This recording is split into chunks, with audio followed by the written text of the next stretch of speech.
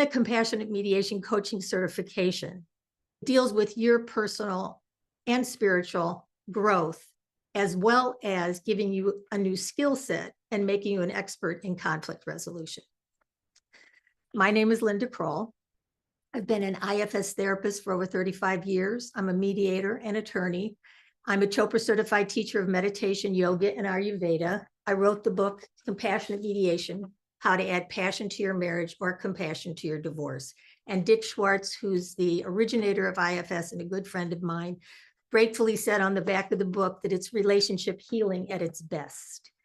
And it came out of my own personal experience. I married my college sweetheart. We were married for 20 years. And then when we were looking at a divorce, marriage counseling wasn't working.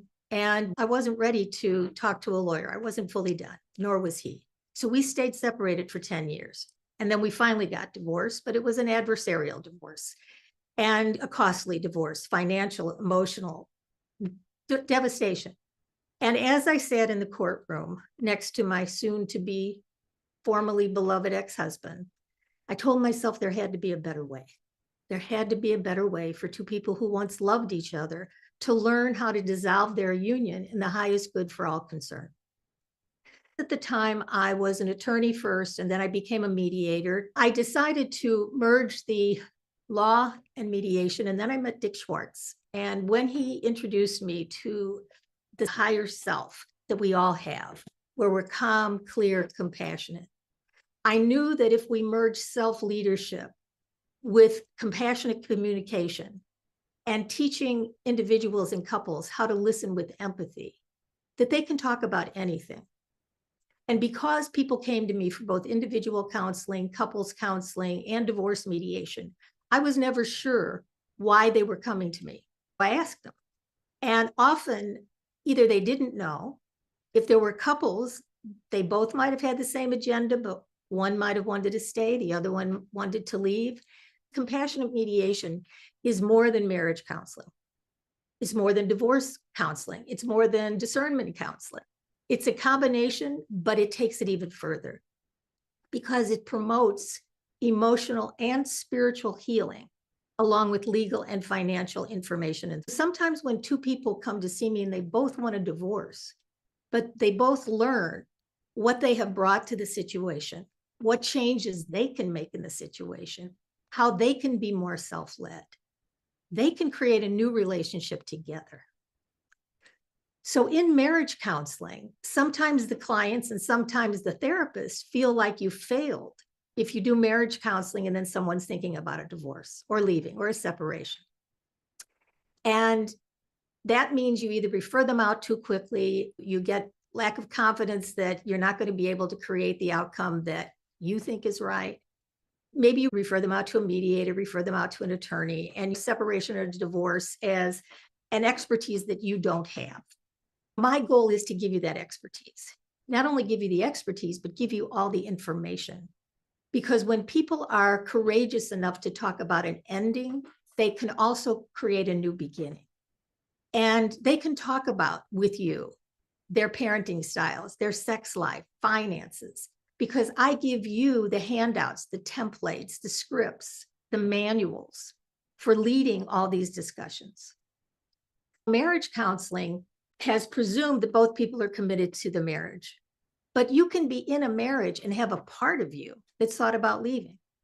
And what we do in compassionate mediation is we make it welcome for all parts to be seen, acknowledged, empathized with, heard, respected.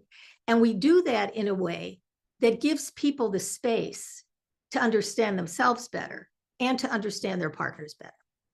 I've been doing this for 35 years. And as I realized there had to be a better way than the typical adversarial process, that we had to shield our children from the shrapnel of the animosity of their parents, the whole program was born. And I've taught it to different cohorts, to people all over the world. And my next cohort is starting soon. It is by invitation. I want to know you personally. I want to know what your goals are. I want to make sure that what I'm offering is a fit, because it's not just what I'm offering. It's also what other people are bringing to the table.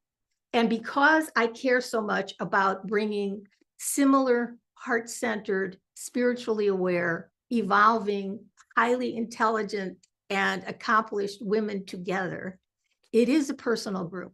It's a small group where I take you by the hand, get to know you personally, and hear from you. Where are you in your personal and professional life?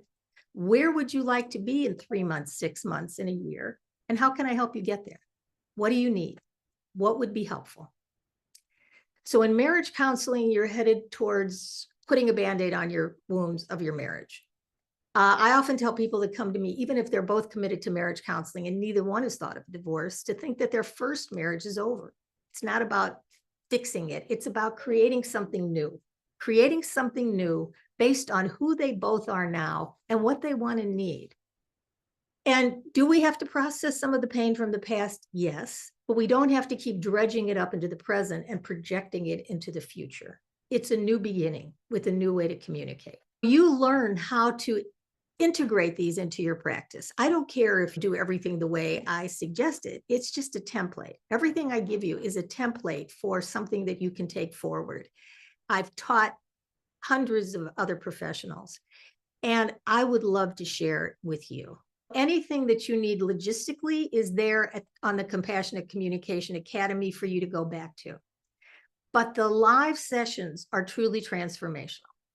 They are an opportunity for everyone in the group, including myself, to be reminded of our connection to our higher power, of our gifts that we can align with when we get our egos out of the way, when we're not worried about what people are thinking of us. Or the big one for me is I didn't have to fix it. I don't have to fix, save, or rescue anyone. I create a compassionate environment to attune their higher self to myself, their self, each other. And in that field of empathy and compassion, miracles happen. So when you bring in this technique and you're doing marriage counseling, it gives you the freedom to talk about everything. Compassionate mediation give you the opportunity to keep your clients for weeks, months, and usually years, because it takes years for people to resolve conflict, to make a decision about whether they want to stay or go. Sometimes they separate. They need you to help facilitate that. If they want to talk about a divorce, you have the expertise to bring up the subjects. You don't have to be a lawyer. You don't have to be a mediator. You have to be someone who is one step ahead of your clients with the information to give them. There's content and there's process. You give them content, but that triggers their process. For instance, let's say that one of the things they have to talk about in a relationship is money. Now, this is in marriage counseling. This is if they separate and they get divorced. But just bringing up the topic of money throws everybody's parts into action. They've either had habits that have bothered them, they feel over-responsible, they feel in the dark, whatever. So that brings up a whole conversation that you facilitate. And you can do this with every skill set that I give you. So connect to your best self, let go of your limiting beliefs, unburden pain from the past, and relate from your heart. And we talk about how to do the first session, how to teach the miracle of empathy, how to help people explore their options, because most people don't know what the options are. It's kind of, you stay together, you get divorced. No, you go to counseling, marriage counseling. You talk about a postnuptial agreement, which I teach you how to talk about. You don't have to put a postnuptial agreement together. You just have to let them know it's possible, that they can become more informed financially. They can make decisions if they ever got divorced, and you can help them have that conversation. If they do a postnup, they'll need an attorney to write it up, but I teach you all of that to teach them. So I teach you how to help them explore their options, including postnups, nesting, legal separation, justice separation, what would go into a divorce. Again, you don't have to be a legal expert or a financial expert, but even in that hour of the module that we do on understanding finances, you come out knowing so much more than you thought, plus you have the video to refer to, and then you have all the handouts that remind you. So it's not even like you have to memorize it. It's just all the cheat sheets you need to stay ahead. So the process becomes live every 2 weeks for 3 months, and then practice sessions in between. And then I usually put a bonus session in at some point on marketing and how to take what you're learning and incorporate it. The materials I give you are ones that you could use to offer your own class. offer your own Zoom call. So I want to give you the seeds to use in whatever practice you have. This is truly an opportunity for personal and spiritual growth, giving you emotional and legal and financial information, but it's a way to really facilitate more self-care for yourself, more self-leadership for yourself and your clients.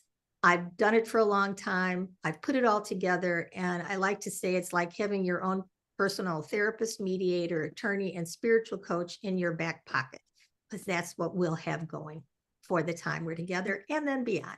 Please connect with me. This is just the beginning. Sending you a lot of love, a lot of gratitude, and we'll talk again soon.